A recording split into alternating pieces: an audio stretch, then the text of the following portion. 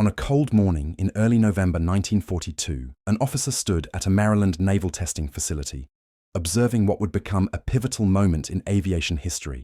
A prototype fighter plane descended from over 3 miles high, accelerating to speeds that conventional wisdom said would destroy any aluminum aircraft. Every calculation suggested the airframe should disintegrate. Instead, the plane pulled cleanly out of its dive, completely intact. This wasn't luck.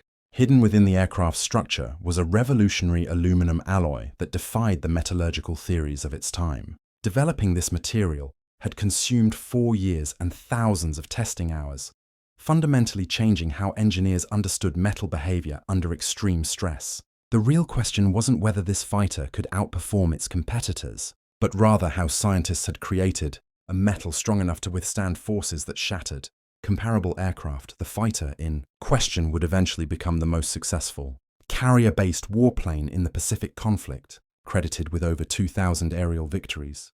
Yet in late 1942, skepticism remained widespread. Naval officials demanded concrete evidence that the structural claims weren't mere engineering optimism. They needed proof that an alloy originally intended for civilian aircraft had been transformed into something capable of surviving combat stresses no peacetime designer had anticipated. The scientist responsible for this breakthrough was a researcher at an aluminum company in Pennsylvania. Though he would never pilot one of these fighters or receive widespread public acclaim, his decisions about metal crystalline structure and thermal processing protocols would save countless lives. Every pilot who survived extreme maneuvers and every damaged aircraft that made it home owed something to work completed in 1937, understanding. This achievement requires examining the fundamental challenge of making aluminum simultaneously, strong enough to replace steel yet light enough for flight. When designers began planning this revolutionary fighter in the late 30s, the specifications appeared contradictory. The military wanted extraordinary speed, heavy armament, extended range, and structural integrity capable of withstanding dive-bombing attacks at terminal velocity. Each requirement conflicted with the others. Speed demanded minimal weight and streamlined design. Weapons added mass. Extended range required additional fuel, meaning more weight. Structural strength for high-speed dives necessitated reinforcement, adding still more weight. The mathematical relationship was unforgiving. Increase airframe weight and lose speed, or reduce weight for speed gains while sacrificing structural integrity. Every designer in the country understood this impossible equation. The critical problem centered on wing structures. During a 400-mile-per-hour dive, aerodynamic forces on wing surfaces exceeded anything previously encountered in carrier aviation. Air pressure differences between upper and lower wing surfaces created twisting forces capable of rotating wings until internal structures failed catastrophically. Standard aluminum alloys used in late 30s. Aircraft possessed adequate strength for 300-mile-per-hour dives but proved completely inadequate at higher speeds. Steel could handle these loads without twisting or failing, but a steel-winged fighter would weigh far too much for carrier operations. It would require longer takeoff distances than carrier decks could provide, sink too rapidly during engine failures on approach, and stress-arresting equipment beyond design specifications. Steel offered strength, but remained unusable. The chief engineer understood this dilemma intimately. His distinctive inverted gull-wing design solved landing gear geometry problems, allowing shorter, lighter gear while maintaining propeller clearance. However, this configuration created additional structural complications. The wing root, where wings met the fuselage, experienced maximum stress during high-speed maneuvers. The bent geometry concentrated stresses precisely where wing structure was already compromised by fuselage attachment requirements. What was needed was aluminum with tensile strength, approaching 55,000 pounds per square inch, nearly 50% stronger than any production alloy. This material had to maintain strength through repeated stress cycles, including thousands of carrier landings, hundreds of combat maneuvers, and continuous vibration from a powerful engine. It needed corrosion resistance in salt air, temperature tolerance from tropical heat to high-altitude cold, and structural soundness after battle damage. No such alloy existed. A researcher who had spent over a decade studying metallic crystal structures understood why aluminum, despite weighing only 1/3 as much as steel, possessed merely 1/5 its strength. The answer lay in atomic arrangement during solidification. Pure aluminum was too soft for structural use, but alloying with other elements like copper, magnesium, and manganese created materials with fundamentally different crystal structures. The challenge involved understanding which element combinations, in which proportions, processed under which temperature and time protocols, would produce optimal strength. The team developed an alloy composition featuring specific percentages of copper, magnesium, and manganese. When properly heat-treated through controlled temperature cycles that determined copper atom distribution within the aluminum crystal lattice, this material achieved tensile strength exceeding even optimistic requirements. However, tensile strength represented only one variable. The alloy had to maintain strength under cyclic loading, where repeated stress applications cause microscopic cracks to propagate through crystal structures. It had to avoid catastrophic failure without warning, showing visible deformation before complete fracture to warn pilots that structural limits had been exceeded. Testing proved exhaustive. Laboratory samples underwent millions of stress cycles, compressing years of carrier operations into months of testing. Tests occurred at temperature extremes, humidity extremes, and in salt spray chambers replicating ocean corrosion. Defects were deliberately introduced through scratches, dents, and simulated bullet holes to test whether cracks would propagate under load. Results were remarkable. The properly heat-treated aluminum possessed fatigue resistance exceeding any previously tested alloy. The material would bend under extreme loads before breaking, providing visible warning of impending failure. It maintained strength across temperatures from -65 to +160 degrees Fahrenheit. It resisted crack propagation even when damaged. Most critically, it could be formed into complex shapes using conventional manufacturing techniques. When findings were published in 1938, aircraft designers took immediate notice. By March of that year, when the military contract was awarded, this advanced aluminum was specified for wing spar structures, the critical load-bearing members, determining whether the aircraft would survive high-speed dives. The first prototype flew in May 1940. The test pilot achieved 405 miles per hour in level flight, faster than any American fighter had flown. The military was thrilled. Then, the wings started failing. Problems emerged during dive testing in late 1940.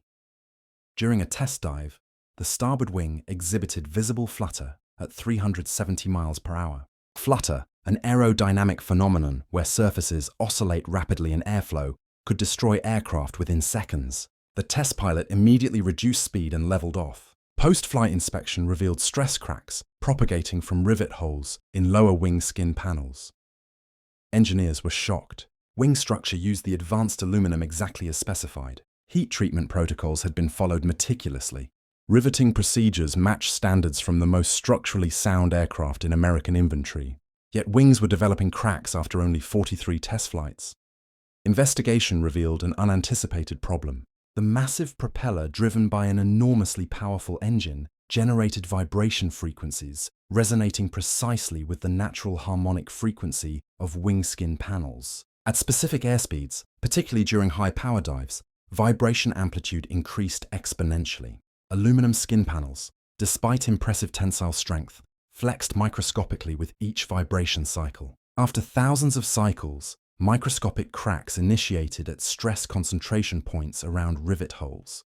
This was exactly the fatigue failure type tested for in laboratories. However, laboratory testing used constant frequency vibration sources. The propeller generated complex vibration patterns varying with engine speed, airspeed, and blade pitch angle. Interaction between these variables created resonance. Conditions testing hadn't replicated. Redesign involved adding reinforcing members that stiffened skin panels and shifted resonant frequencies away from the propeller's vibration range. Skin panel thickness increased in high-stress areas. Riveting patterns changed to distribute loads more evenly. Modifications added weight and reduced top speed slightly. But the alternative was catastrophic structural failure and pilot deaths.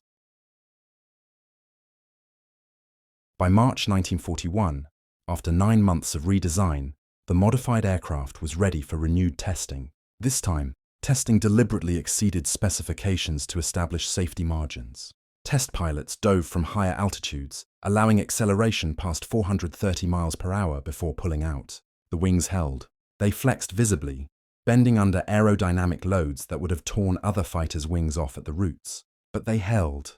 The advanced aluminum was performing exactly as predicted, absorbing punishment through controlled deformation rather than brittle fracture.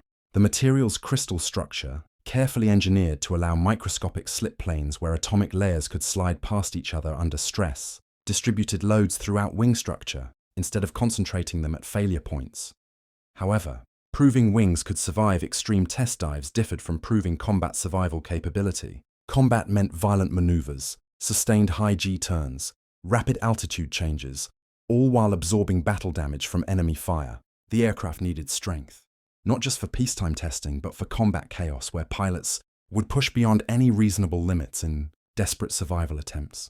The first combat-ready aircraft reached a Marine squadron in the Pacific in February 1943. Pilots, veterans of months of brutal aerial combat, approached the new fighters with cautious optimism mixed with deep skepticism.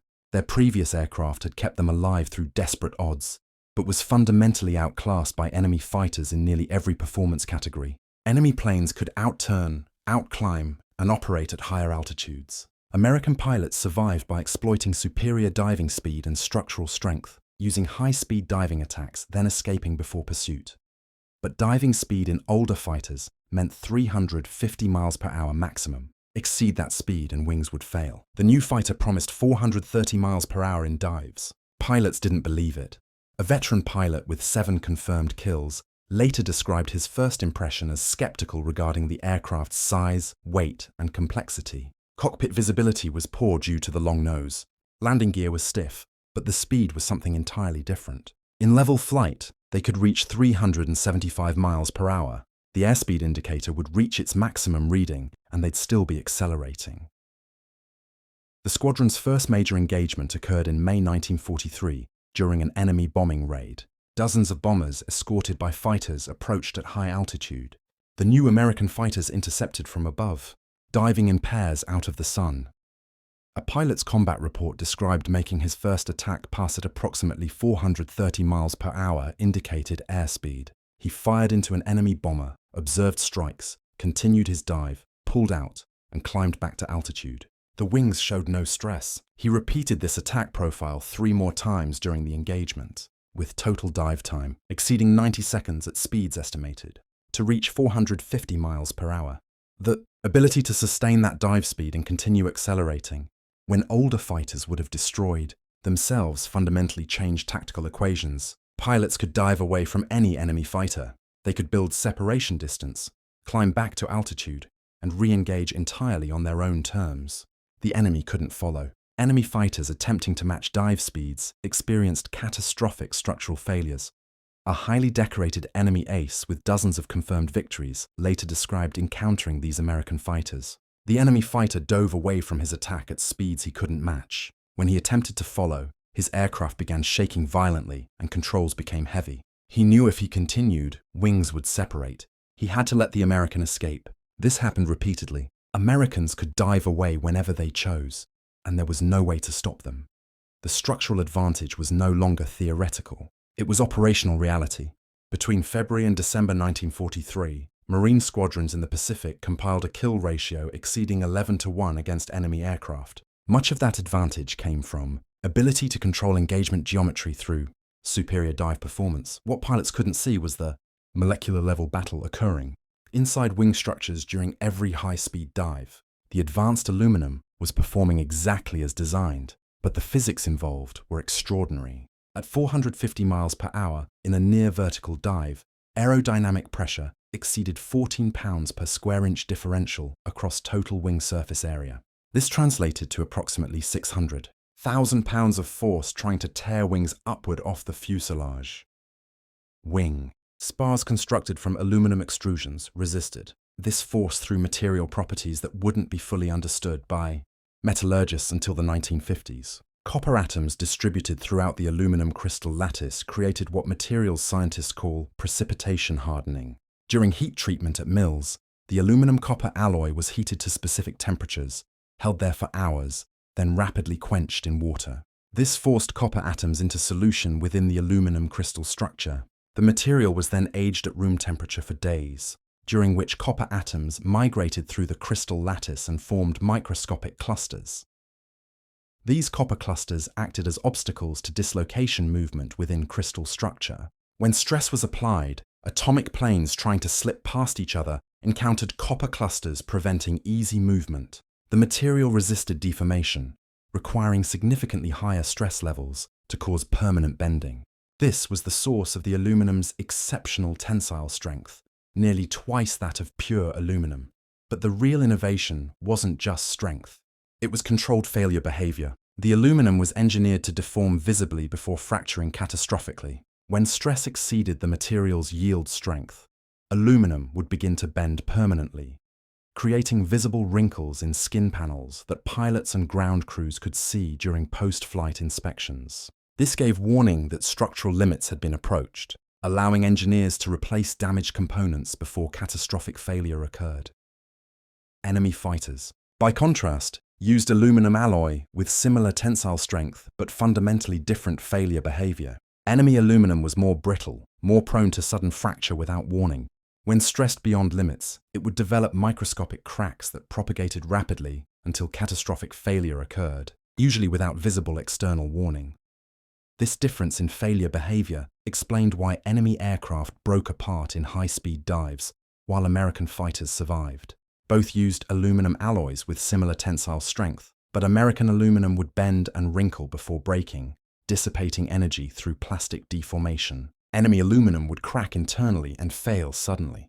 The difference was literally written into atomic structure, determined by laboratory decisions made years before aircraft flew.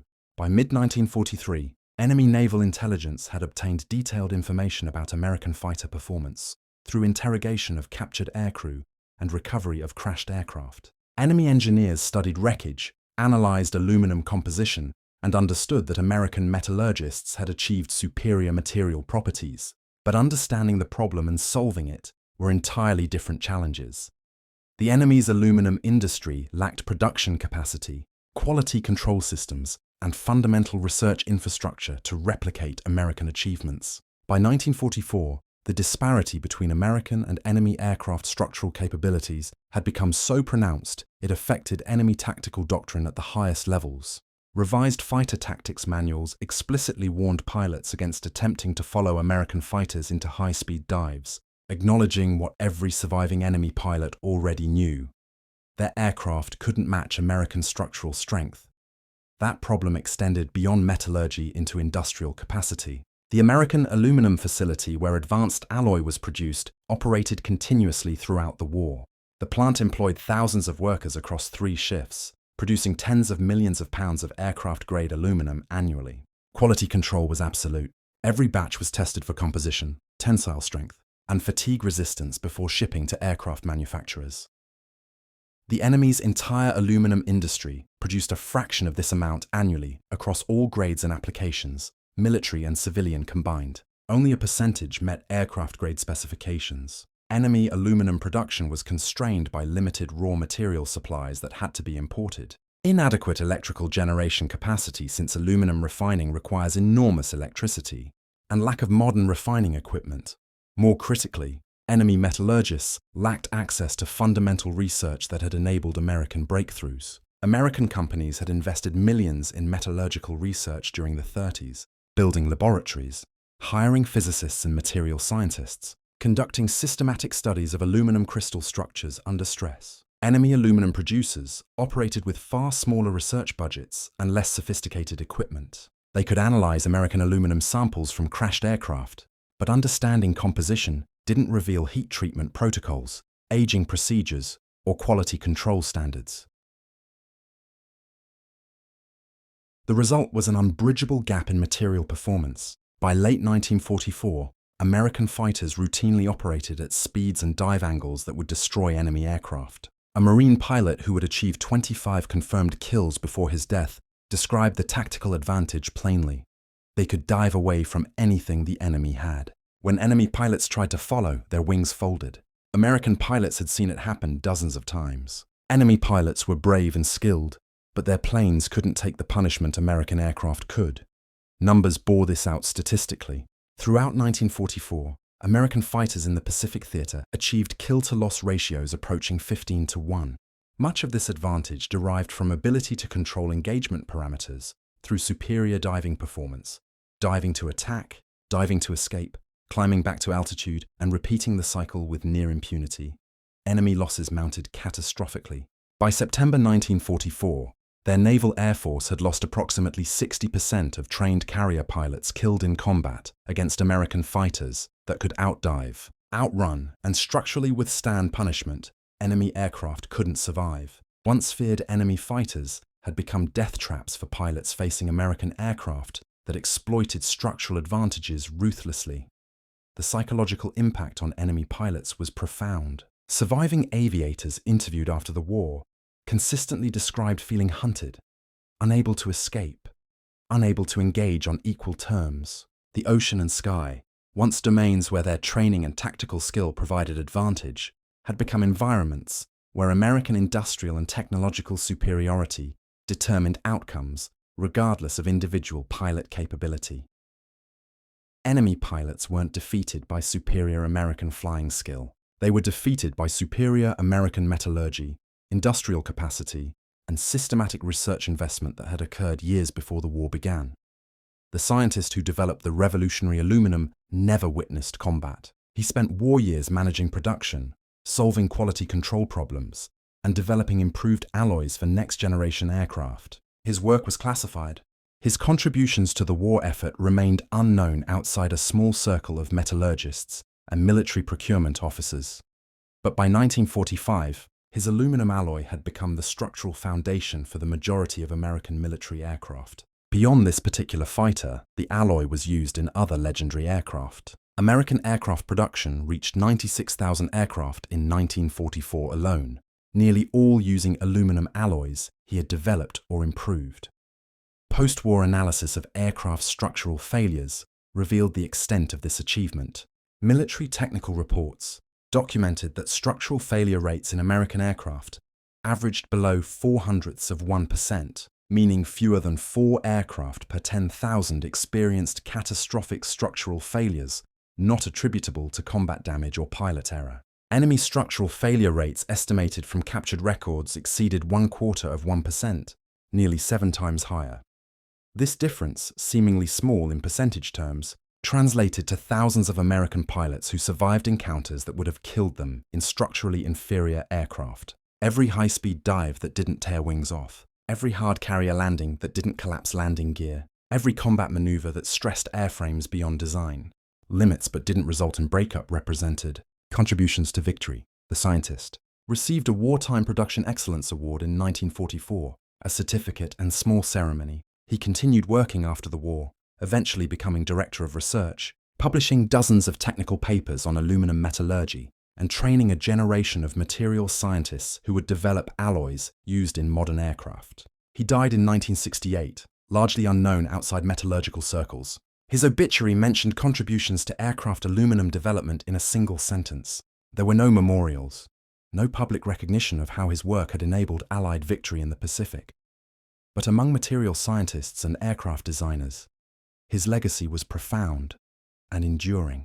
Principles he established became foundational to modern aerospace materials science. Every commercial airliner, every military jet, every spacecraft uses aluminum alloys developed according to principles he pioneered in the 30s. The fighter itself became legendary, the most successful carrier-based fighter of the war, with over 2,000 confirmed air-to-air kills. Production continued through 1952, with over 12,000 aircraft built. These fighters served in the next conflict, achieving additional combat victories, proving airframe structural integrity remained viable a decade after initial deployment. But aircraft success was fundamentally enabled by decisions made in a Pennsylvania laboratory in 1937 by a metallurgist who understood that strength without controlled failure behavior was useless, that superior performance required not just higher tensile strength, but predictable material behavior under stress, and that winning wars required winning industrial and technological competition years before combat began. Pilots who flew these fighters into combat trusted their aircraft's structural integrity absolutely. They trusted they could dive at speeds that would destroy enemy fighters. They trusted wings would hold when pulling out of dives at forces exceeding 9 times gravity. That trust was built on advanced aluminum alloy, on understanding of crystal structures and precipitation hardening, on quality control and production capacity, and on an industrial system that had invested in fundamental research when such investment seemed divorced from immediate military necessity. The final aircraft rolled off production lines in December 1952, 10 years and 7 months after the first combat-ready aircraft reached the Pacific. By then, these fighters had accumulated a combat record unmatched by any other American fighter. Over 64,000 sorties flown, over 2,000 enemy aircraft destroyed in air-to-air combat, thousands more destroyed on the ground, and a loss rate lower than any comparable fighter operating in the Pacific theater. Aircraft structural integrity, the characteristic enabling tactical dominance, never wavered. Maintenance records from Marine squadrons show that major structural failures occurred at rates below 0.02% of total flight hours. This was extraordinary, considering the punishment these aircraft absorbed. Carrier landings at high sink rates, combat maneuvers at G-forces pilots described as vision graying, dive speeds exceeding 460 miles per hour, and battle damage from enemy anti-aircraft fire and fighter attacks. The contrast with enemy aircraft became even starker as the war progressed. By 1945, enemy pilots were flying aircraft that had been in storage for years, their aluminum structures weakened by corrosion and inadequate maintenance, their already inferior metallurgy further degraded by time and environmental exposure. American pilots reported encountering enemy fighters that broke apart during moderate G maneuvers. Wings failing under loads, American fighters absorbed routinely. Post-war occupation allowed American engineers to examine enemy aircraft manufacturing facilities firsthand. What they found confirmed intelligence gathered during the war. Enemy aluminum was inconsistent in composition, poorly heat-treated, and manufactured with quality control standards far below American norms. The gap wasn't merely technological, it was systematic, representing fundamental differences in industrial philosophy, research investment, and manufacturing culture. Lessons learned influenced American aerospace engineering for generations. The principle that superior materials enable superior performance, that metallurgical research pays dividends far exceeding its cost, that engineered failure behavior matters as much as ultimate strength, all became foundational assumptions in post-war aircraft. Design. Modern fighter aircraft capable of speeds exceeding twice the speed of sound and maneuvers, at 12 times. Gravity use advanced alloys developed according to principles established decades earlier. Contemporary carrier-based fighters, direct descendants of these wartime aircraft, use materials whose development traces directly back to metallurgical breakthroughs of the 30s and 40s. But the deeper legacy concerns not just material science, but strategic understanding. This fighter's success demonstrated that wars are won in laboratories and factories years before combat begins. That technological and industrial superiority determine outcomes regardless of tactical skill or individual courage, and that investment in fundamental research, even research without immediate military application, provides decisive advantages when conflict occurs. The officer who watched that first successful high-speed dive test in November 1942 later wrote that the moment he saw the aircraft pull out intact, he knew American industry had solved problems enemy engineers hadn't even fully understood. The war was going to be won by the nation that could build aircraft capable of diving at 450 miles per hour without wings tearing off, and that capability rested on advanced aluminum alloy, on scientific research, on production capacity, on an industrial system the enemy couldn't match. Recordings of combat radio traffic from fighter squadrons capture the confidence American pilots felt in their aircraft. They dove without hesitation, pulled crushing G-forces without concern, trusted absolutely that their wings would hold. That trust was earned in Pennsylvania laboratories in 1937, in factories in 1941, in dive tests in 1942, and in thousands of combat encounters where aircraft performed exactly as promised. The revolutionary alloy that let fighters dive at 450 miles per hour without wings tearing off wasn't impossible at all. It was the product of systematic research, industrial investment, and metallurgical understanding that one nation possessed and another couldn't replicate. The difference, measured in aluminum crystal structures and heat treatment protocols, determined who controlled the Pacific sky and ultimately who won the war. The development of revolutionary aircraft aluminum began years before anyone imagined global conflict would demand such materials. In the early 1930s, metallurgical laboratories across America were exploring fundamental questions about how metals behave under stress. These weren't military projects initially. They were pure research, driven by curiosity about atomic structures and material properties. At one particular research facility in Pennsylvania, teams of scientists spent endless hours examining how aluminum crystals formed during cooling processes. They used microscopes to study grain boundaries, the invisible lines where different crystal orientations met within solid metal. They discovered that these boundaries, though invisible to the naked eye, determined whether aluminum would be strong or weak, brittle or ductile, reliable or prone to sudden failure. The challenge with aluminum had always been its fundamental softness. In its pure form, aluminum atoms arrange themselves in a face-centered cubic crystal structure. This arrangement allows atomic planes to slide past each other relatively easily when force is applied. The result is a metal that bends and deforms with minimal resistance. Pure aluminum is so soft you can cut it with a knife, scratch it with a fingernail, bend it with bare hands. For decorative purposes or electrical conductors, this softness was acceptable. For aircraft structures that would experience millions of stress cycles and extreme forces, it was completely inadequate. The breakthrough came from understanding that introducing foreign atoms into aluminum's crystal structure could dramatically change its mechanical properties. When copper atoms were added to molten aluminum, something remarkable occurred during the solidification and subsequent heat treatment process. The copper atoms, being slightly different in size from aluminum atoms, created distortions in the crystal lattice. These distortions acted like microscopic roadblocks, preventing atomic planes from sliding freely past each other. But simply adding copper to aluminum and letting it cool naturally produced inconsistent results. Sometimes the resulting alloy was stronger, sometimes barely different from pure aluminum. The key was controlling exactly how the material cooled and aged. Scientists discovered that if they heated the aluminum-copper mixture to specific temperatures, held it there long enough for copper atoms to fully dissolve into solution, then rapidly cooled it by plunging it into water, something extraordinary happened. The rapid cooling trapped copper atoms in positions they wouldn't naturally occupy at room temperature. The material was now in an unstable state, supersaturated with dissolved copper. Left alone at room temperature, copper atoms began slowly migrating through the crystal structure, seeking more stable configurations. Over several days, these copper atoms clustered together, forming incredibly tiny zones just a few nanometers across, scattered throughout the aluminum matrix.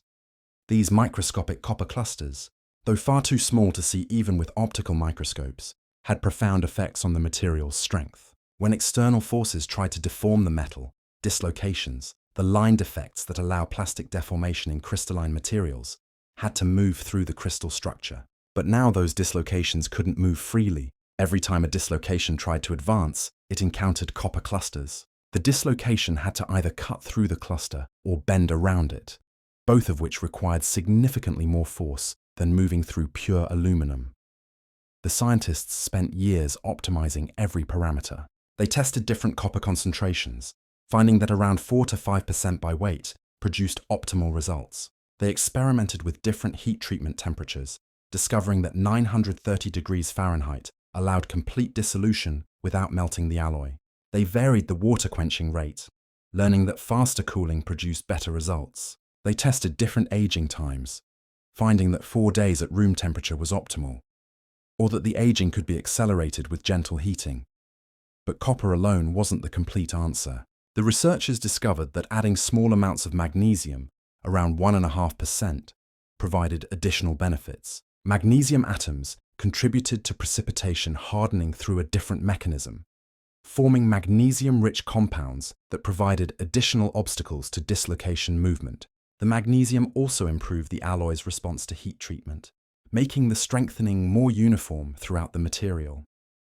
A small addition of manganese, around 0.5%, served yet another purpose. Manganese helped control grain structure during solidification and heat treatment. It prevented aluminum grains from growing too large, which would have created weak points in the structure. Smaller, more uniform grains meant more grain boundaries, and grain boundaries themselves act as barriers to dislocation movement, contributing to overall strength. The resulting material, this carefully balanced alloy of aluminum with precise amounts of copper, magnesium and manganese, processed through exacting heat treatment protocols, achieved something that seemed impossible based on earlier understanding. The tensile strength reached 64,000 pounds per square inch, more than twice that of pure aluminum. approaching 40% of steel's strength while weighing only 1/3 as much. But the research team understood that tensile strength was only part of the equation for aircraft applications. They needed to verify how the material behaved under cyclic loading, the repeated stress applications that aircraft structures experience. Every landing, every takeoff, every turbulent air pocket, every turn and dive created stress cycles. Over an aircraft's lifetime, structures might experience millions of these cycles. The metal had to withstand this repeated loading without developing cracks that would propagate to catastrophic failure. The fatigue testing was exhaustive and time-consuming. Test specimens were mounted in machines that repeatedly bent them back and forth, subjecting them to stress cycles that simulated years of operational use, compressed into weeks of laboratory testing. The machines ran continuously, day and night, counting cycles by the millions. Researchers periodically examined specimens under microscopes, looking for the first signs of crack initiation. What they discovered was encouraging. The advanced aluminum alloy showed remarkable fatigue resistance. Small cracks, when they did form, propagated slowly. The material gave warning before catastrophic failure. This behavior contrasted sharply with some other high-strength alloys that would suddenly fracture without warning once cracks reached critical size. The slow crack propagation resulted from the material's microstructure. As a crack tried to advance through the aluminum, it encountered grain boundaries and precipitate clusters that deflected the crack path, forcing it to take a tortuous route rather than a straight line. This crack deflection consumed energy, slowing propagation and giving time for detection during routine inspections. The researchers also investigated how the alloy behaved at temperature extremes. Aircraft operate across enormous temperature ranges. Sitting on tropical airfields, aluminum structures might reach 160 degrees Fahrenheit in direct sunlight. At high altitude, those same structures might experience temperatures below -65 degrees. The material had to maintain its mechanical properties across this entire range. Testing revealed that the precipitation hardening mechanism remained effective across these temperature extremes. The copper clusters remained stable, continuing to obstruct dislocation movement, whether the material was hot or cold. The alloy actually became slightly stronger at lower temperatures, as atomic vibrations decreased and crystal structures became more rigid. At high temperatures, there was some strength reduction, but the material remained well within acceptable limits for aircraft use. Corrosion resistance was another critical factor. Aircraft operating over oceans were constantly exposed to salt spray. Salt water is highly corrosive to many metals, and aluminum is naturally reactive, forming aluminum oxide on its surface when exposed to air or water. The question was whether the copper-rich alloy would be more susceptible to corrosion than pure aluminum. Testing in salt spray chambers, where specimens were continuously exposed to saltwater mist, simulating ocean conditions, showed that while the alloy did corrode slightly faster than pure aluminum, the corrosion rate was manageable. More importantly, the corrosion tended to be surface level rather than deep pitting that would compromise structural integrity. Protective coatings and paint systems provided adequate protection for operational use. By the late 1930s, this advanced aluminum alloy had been thoroughly characterized. Its mechanical properties were documented, its heat treatment requirements were established, and production processes had been developed and refined. The material was initially marketed for civilian aircraft applications. Several transport aircraft designs incorporated it in structural components, taking advantage of the improved strength-to-weight ratio. When military planners began contemplating next-generation fighter aircraft, they naturally looked to the most advanced materials available. The specifications for what would become the legendary Corsair fighter demanded performance that pushed beyond anything previously attempted. The Navy's requirements document specified maximum speed in excess of 400 miles per hour, a figure that seemed barely achievable. Most carrier-based fighters of the late 1930s could barely reach 300 miles per hour.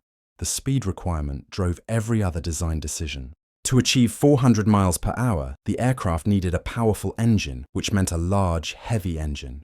The Navy specified the most powerful aircraft engine available, a massive radial design producing 2,000 horsepower.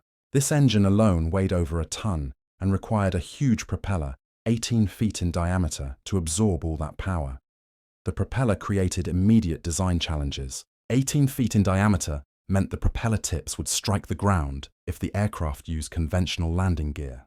The solution was either extremely long landing gear, which would be heavy and create structural complications, or some way to raise the wings higher off the ground. The chief engineer conceived an innovative solution: bend the wings. The inverted gull-wing design that became the Corsair's most distinctive visual feature was driven by pure mechanical necessity. By angling the wings downward from the fuselage, then bending them back upward at the point where landing gear attached, the engineer achieved several benefits simultaneously. The landing gear could be shorter and lighter, while still providing adequate propeller clearance. The wing fuselage junction could be designed for better aerodynamic efficiency, reducing drag. The bent configuration even provided some structural benefits by allowing the main wing spar to run straight through the bend, avoiding complicated joints. But the gull-wing design also created significant structural complications. The bend in the wing, the point where geometry transitioned from downward to upward angle, experienced enormous stress concentrations during flight. When the aircraft maneuvered, when it landed, when it encountered turbulence, forces concentrated at that bend. The wing structure had to be strong enough to handle these concentrated forces without failing. Testing in salt spray chambers, where specimens were continuously exposed to saltwater mist simulating ocean conditions, showed that while the alloy did corrode slightly faster than pure aluminum, the corrosion rate was manageable. More importantly, the corrosion tended to be surface level, rather than deep pitting that would compromise structural integrity. Protective coatings and paint systems provided adequate protection for operational use. By the late 1930s, this advanced aluminum alloy had been thoroughly characterized. Its mechanical properties were documented, its heat treatment requirements were established, and production processes had been developed and refined. The material was initially marketed for civilian aircraft applications. Several transport aircraft designs incorporated it in structural components, taking advantage of the improved strength-to-weight ratio. When military planners began contemplating next-generation fighter aircraft, they naturally looked to the most advanced materials available. The specifications for what would become the legendary Corsair fighter demanded performance that pushed beyond anything previously attempted.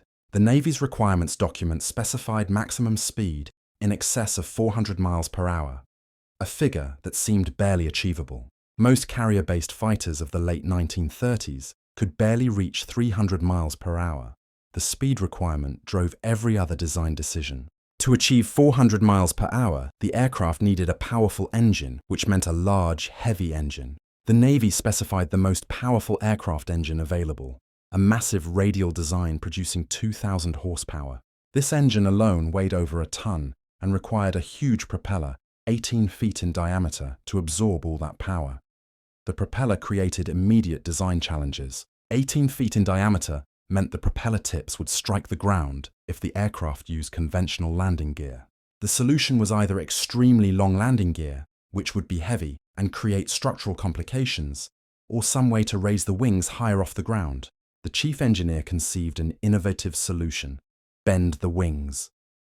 The inverted gull-wing design that became the Corsair's most distinctive visual feature was driven by pure mechanical necessity. By angling the wings downward from the fuselage, then bending them back upward at the point where landing gear attached, the engineer achieved several benefits simultaneously.